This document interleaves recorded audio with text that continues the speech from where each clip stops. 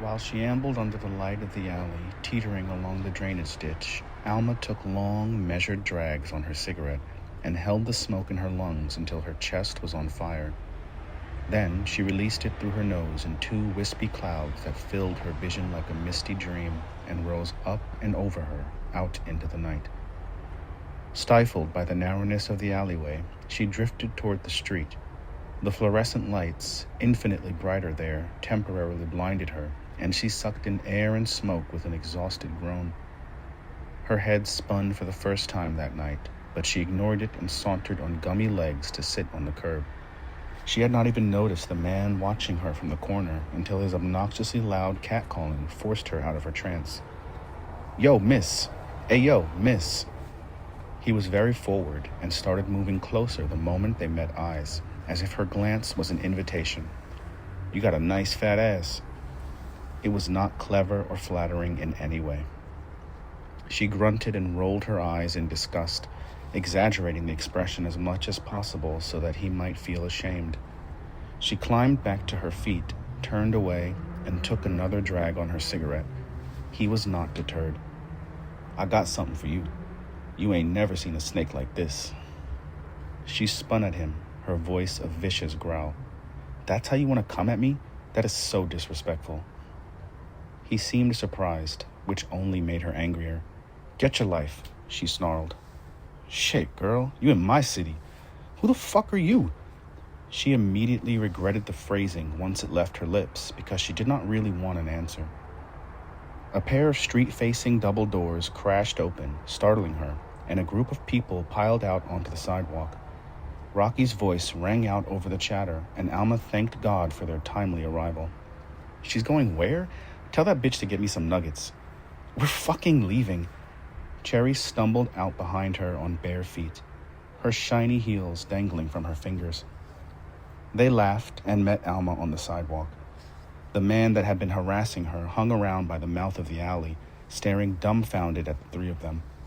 Alma could tell what he was thinking, and it made her laugh, suddenly and to the surprise of her friends.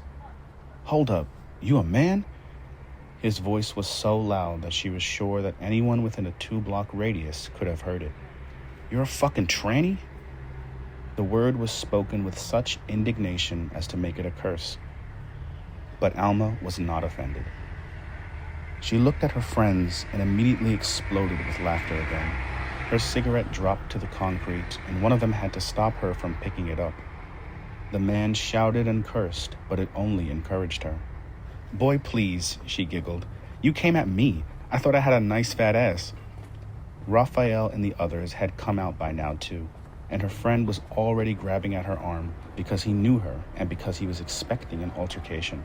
You faggot motherfucker!" His voice cracked, and now they all started laughing. Rocky flipped her lavender blonde hair and measured him from head to toe. Alma pawed at her clothes in blind hysteria. "Nigga, you in the village. The fuck you want from us?" He stuttered a response, but they were already losing interest.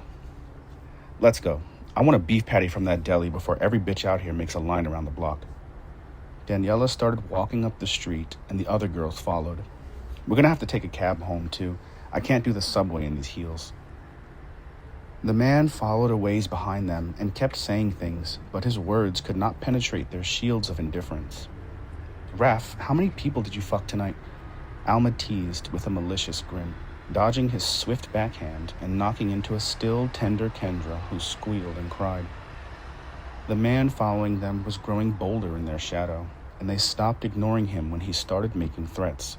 "I kill gay niggas like y'all," he said, dangerously, foolishly, and then they all saw him.